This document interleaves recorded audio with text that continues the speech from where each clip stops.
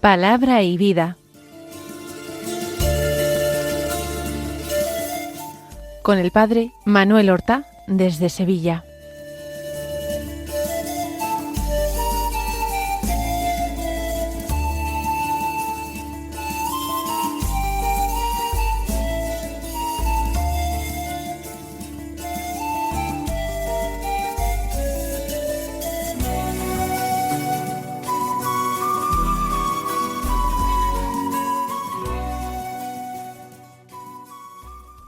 En el nombre del Padre, y del Hijo, y del Espíritu Santo. Amén. Alabados sean Jesús y María. Muy buenos días, queridos amigos, oyentes de Radio María y seguidores del programa Palabra y Vida. Hoy es el lunes de la primera semana del Adviento.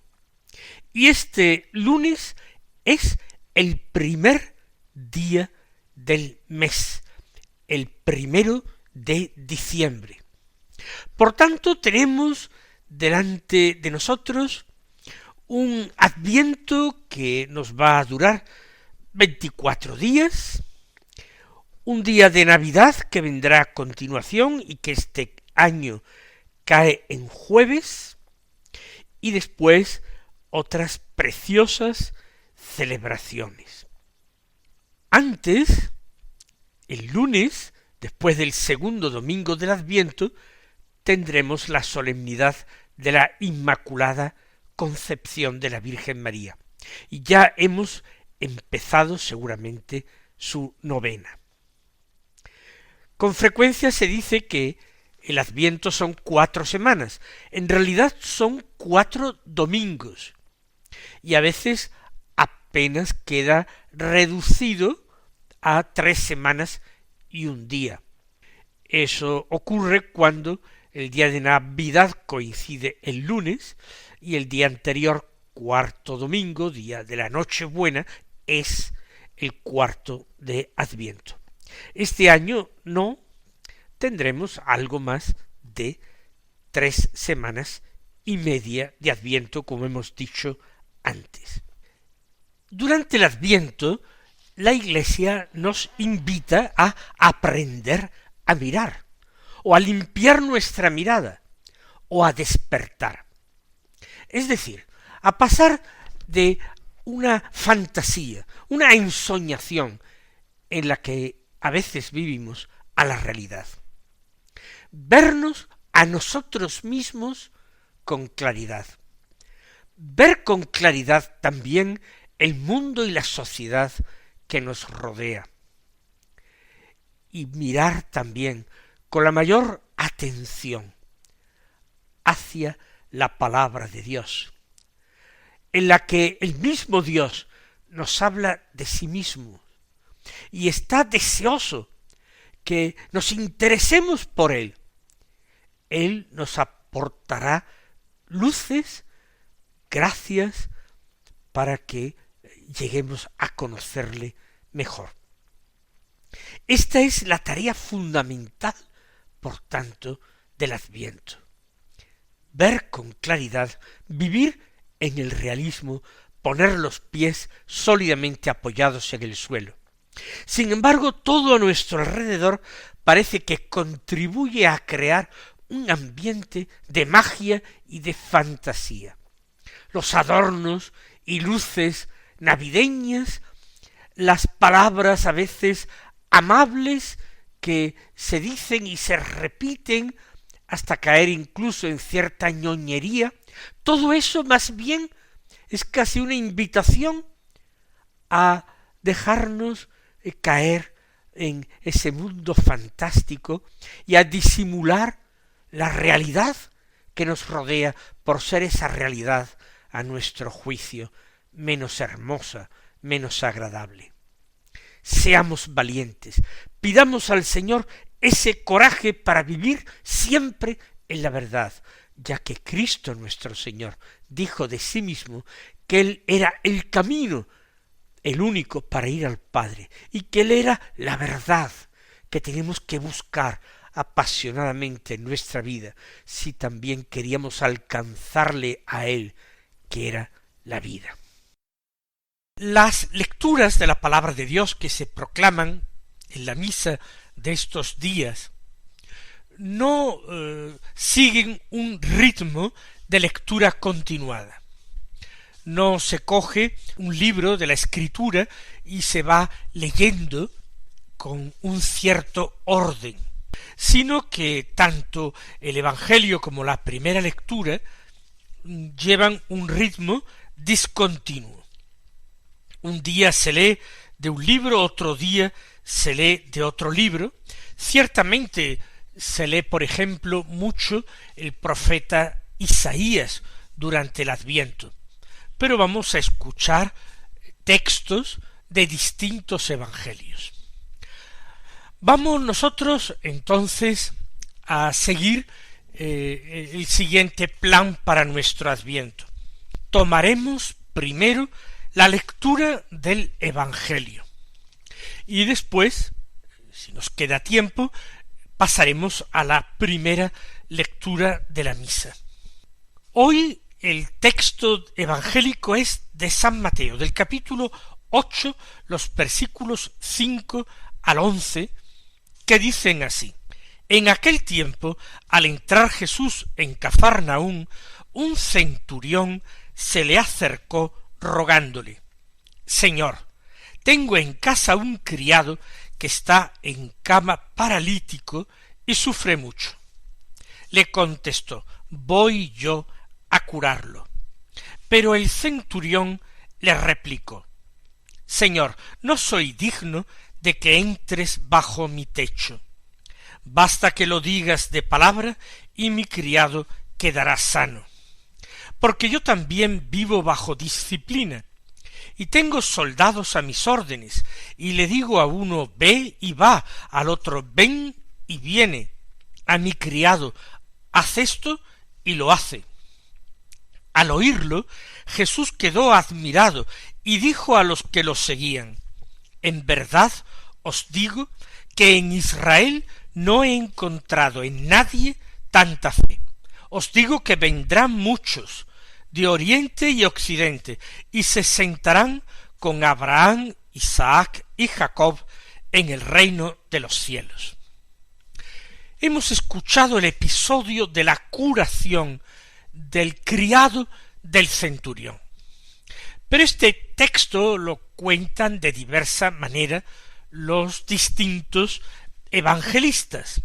En concreto, San Lucas, en el capítulo 7 de su Evangelio, lo narra, pero presentando no una petición directa del centurión a Jesús.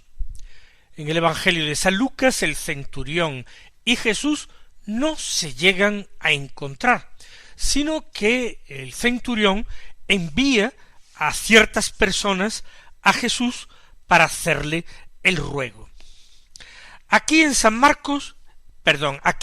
Mateo, el texto nos presenta al centurión yendo en persona a Jesús en Cafarnaún a presentar su necesidad. Le dice: Señor, tengo en casa un criado que está en cama paralítico y sufre mucho.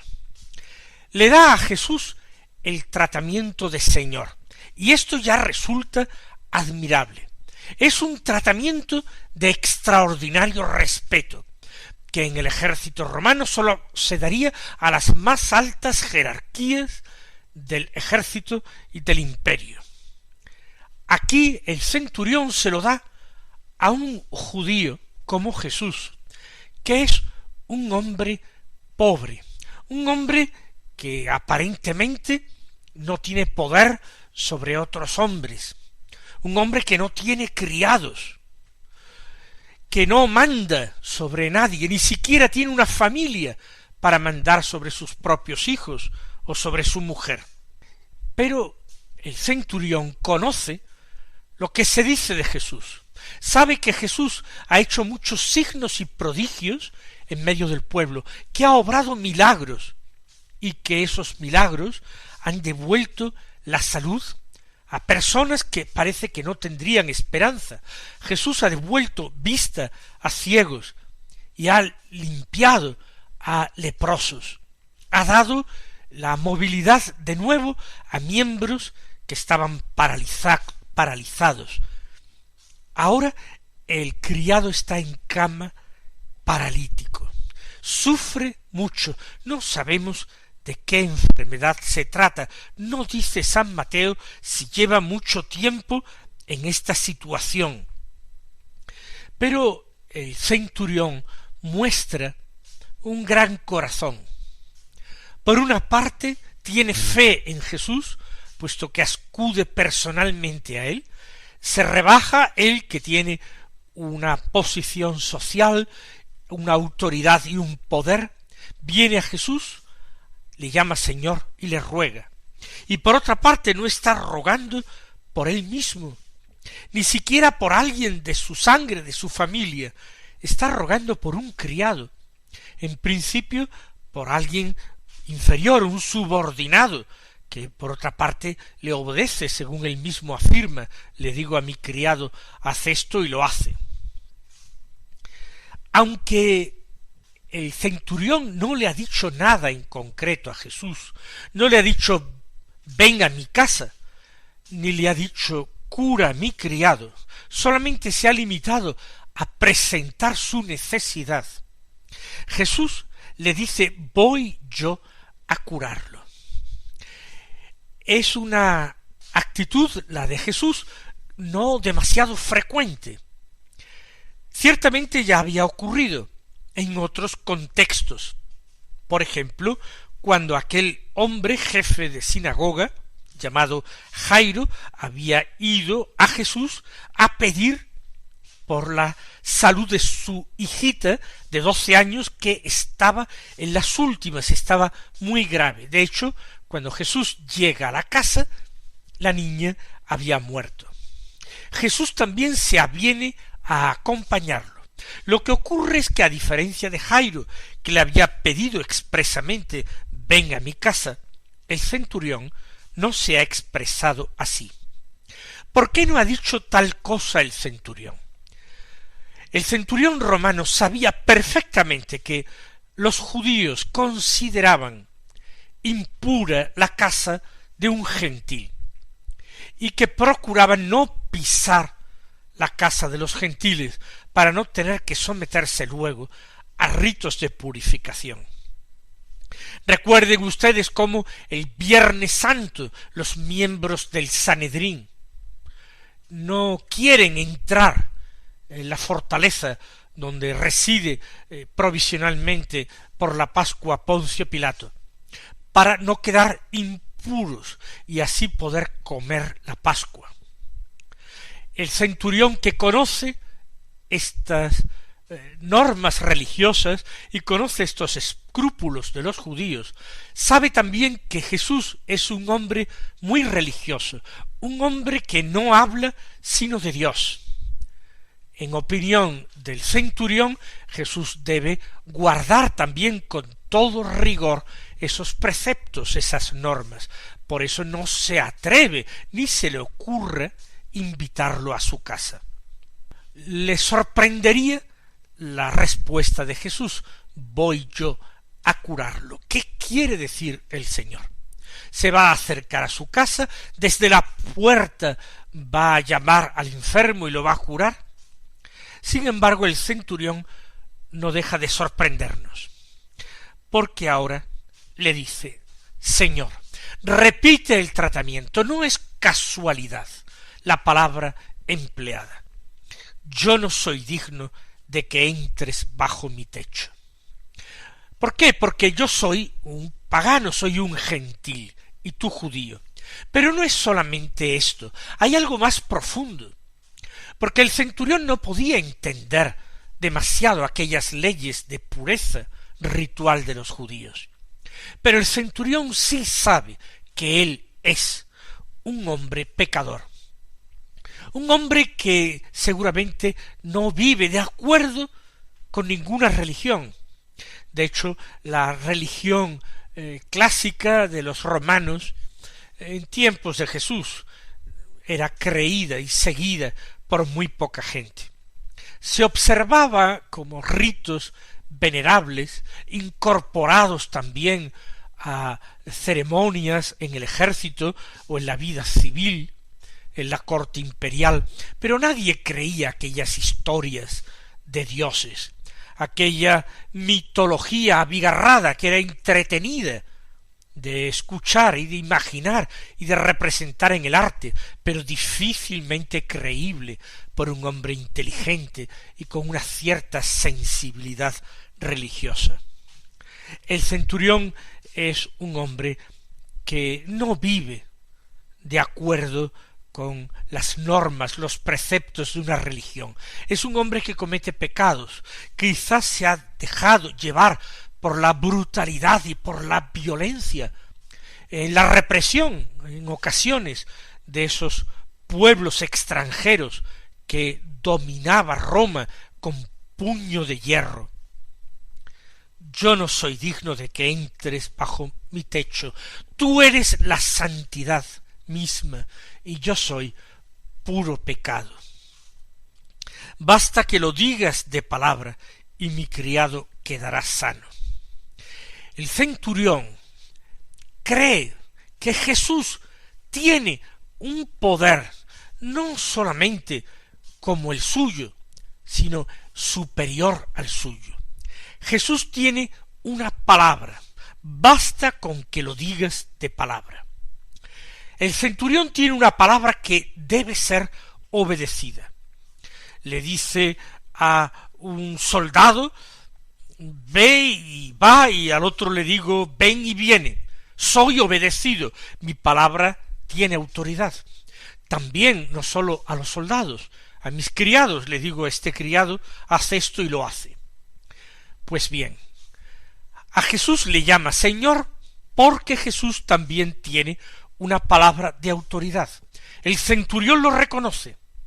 Lo que llama la atención es que reconoce que la palabra de autoridad de Jesús no llega solamente a los hombres, sino que llega incluso a la naturaleza, llega incluso a la enfermedad y a la muerte. Si tú lo dices de palabra, si lo mandas con tu autoridad, la enfermedad va a desaparecer. Mi criado va a quedar sano. Esta fe es extraordinaria, una fe en la palabra de Dios. Nosotros que diariamente leemos y meditamos esta palabra, tenemos que tomar como modelo al centurión. A nosotros también nos hace falta una fe como la suya, una fe en que la palabra de Dios es poderosa y realiza aquello mismo que nos revela. La palabra de Dios puede orientar nuestras vidas. La palabra de Dios endereza nuestro rumbo, corrige nuestros pecados. La palabra de Dios purifica nuestras faltas, ilumina nuestras mentes. La palabra de Dios nos concede la gracia de Dios, es alimento para nuestras almas. Jesús mismo ya había dicho al tentador, no sólo de pan vive el hombre, sino de toda palabra que sale de la boca de Dios. Nuestro centurión anónimo quiere alimentarse de esta palabra de Jesús, que es palabra de Dios, palabra que sale de la boca de Dios.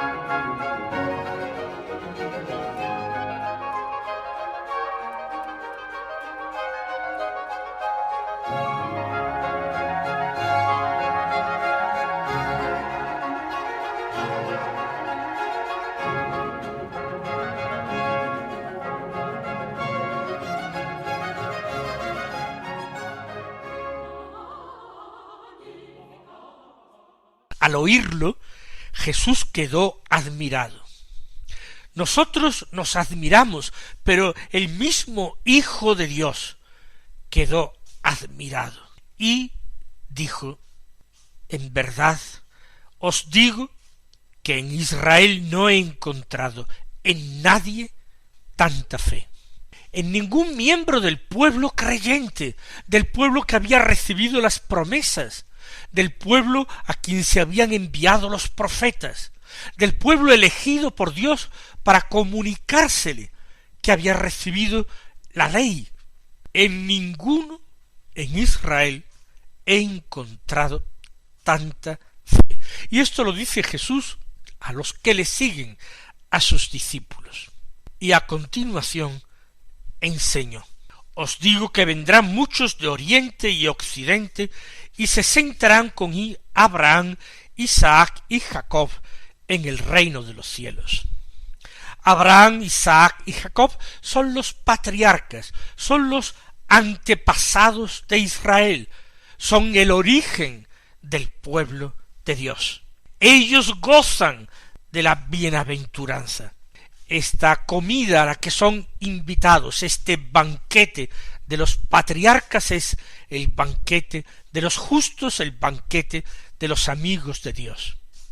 Pues bien, personas que no pertenecen al pueblo elegido, personas venidas de oriente y de occidente, que no han tenido la revelación de los profetas, que no han tenido a la ley, sin embargo, están siendo llamadas por el Padre Dios, están siendo llamadas hacia Jesús y están mostrando con esa fe extraordinaria que muestran que Dios actúa también en el corazón de los gentiles, y así un día los apóstoles serán enviados no sólo a toda Palestina, a toda la Tierra Santa, sino que serán enviados hasta los confines del mundo para anunciar el Evangelio.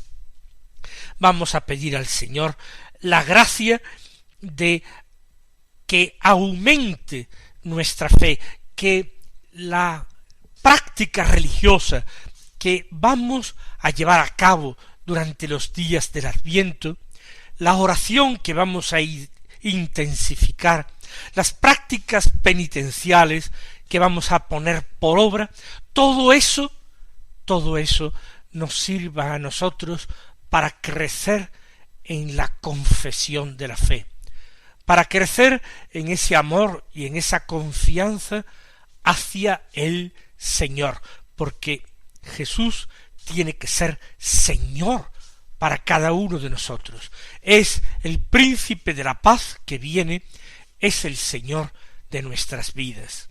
Mis queridos hermanos, que el Señor os colme de bendiciones y hasta mañana, si Dios quiere.